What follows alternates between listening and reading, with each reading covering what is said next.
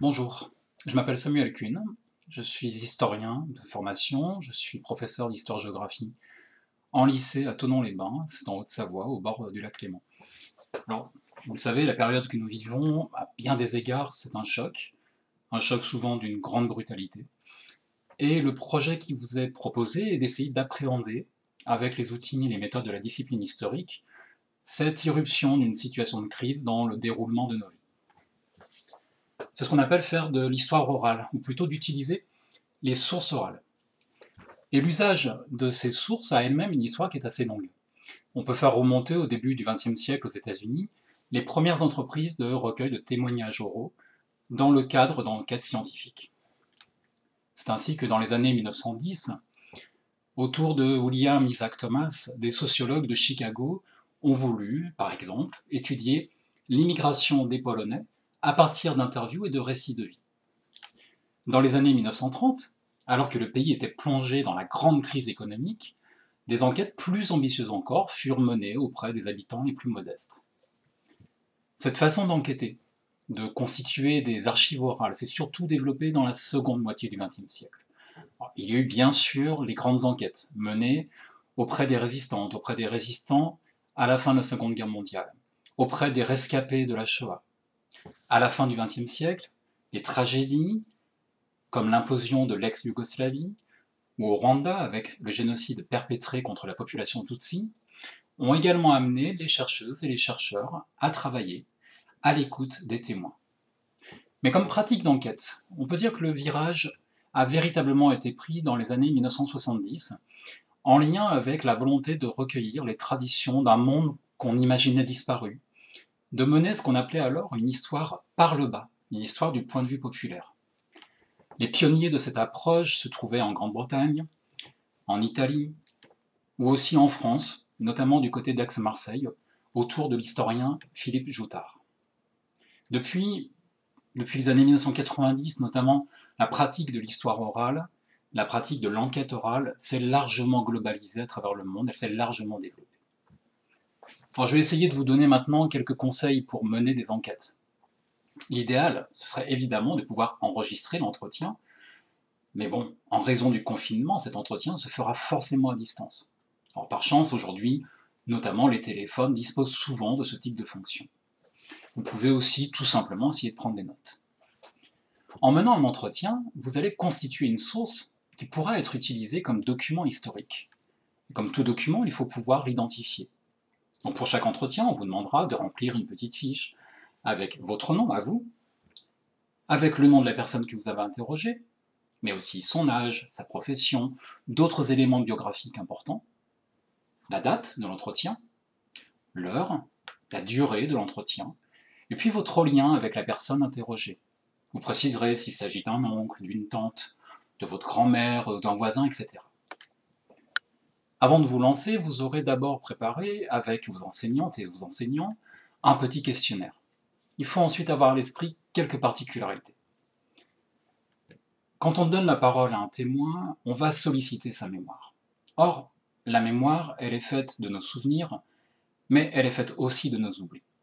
Ce n'est pas un stock figé comme une armoire dans laquelle on aurait rangé les souvenirs. La mémoire, elle est sans cesse réactivée. Elle fonctionne toujours au présent. Et cette mémoire, elle est sélective. Elle est sélective parce qu'elle est affective, parce qu'elle touche à notre identité. Un grand historien qui s'appelait Joseph Goix disait de la mémoire qu'elle était ainsi un mélange de vrai, un mélange de vécu, d'appris et d'imaginaire. Pour la personne interrogée, la situation n'est pas évidente non plus. Il n'est pas toujours facile de prendre conscience du statut témoin qu'on nous accorde. Il faudra donc d'abord amener les personnes que vous interrogez tout simplement à se présenter, à raconter un peu comment ils vivent la situation actuelle, pour pouvoir lancer le dialogue. Et puis, ayez à l'esprit qu'une enquête orale, ce n'est pas un interrogatoire. Ce n'est pas non plus vraiment une interview où les questions seraient fermées et on attendrait des réponses très courtes. Non, c'est véritablement un dialogue. Un dialogue au cours duquel on laisse la personne interrogée s'exprimer, on la laisse dérouler sa pensée, on laisse sa mémoire emprunter des chemins qui peuvent parfois paraître des chemins sinueux, des détours, des chemins de traverse, parce que les digressions peuvent aussi être révélatrices.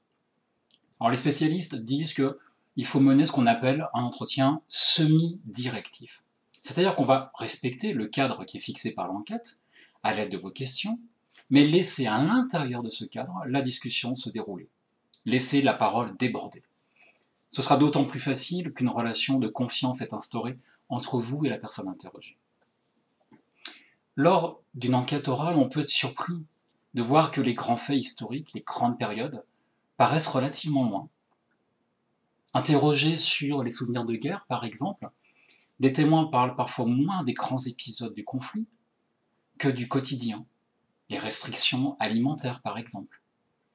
C'est donc une mémoire du quotidien qui souvent se donne à entendre. Une mémoire où, à l'irruption des épisodes connus, aux traces de l'histoire se mêle une impression d'immobilité, celle de temps ancien, se mêlent également des souvenirs familiaux, des souvenirs personnels. Et c'est là aussi, évidemment, tout l'intérêt des enquêtes orales. Alors bien sûr, l'entretien peut nous aider à éclairer des faits connus, à recueillir des informations factuelles. Mais il est tout aussi intéressant par la façon dont une personne peut se représenter le passé, par la façon dont elle a pu percevoir la réalité. N'hésitez pas alors à encourager vos témoins, à parler d'eux, à vous présenter par exemple un objet qui est lié à leur souvenir, qui est lié à leur histoire. Ça peut être une photographie. Les photographies de famille, par exemple, ce sont des traces du passé.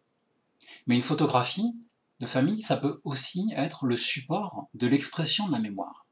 Ça peut être l'élément qui permet au souvenir de ressurgir de l'oubli. Parce que vous le verrez, tout est significatif dans une enquête orale. Le propos tenu, mais aussi les hésitations, les silences, comme les oublis. N'hésitez pas dans vos comptes rendus à mentionner ces passages-là. La source orale ne diffère pas finalement des autres documents en histoire. C'est en la confrontant avec d'autres sources, les sources écrites, en croisant les informations, que l'on parvient à construire un récit des événements passés. Que l'on peut, par le travail qui est le propre du travail de l'histoire, un travail de contextualisation, articuler cette mémoire vivante que vous allez recueillir à l'histoire. Voilà, bon courage à toutes et à tous, et surtout, prenez bien soin de vous dans cette période.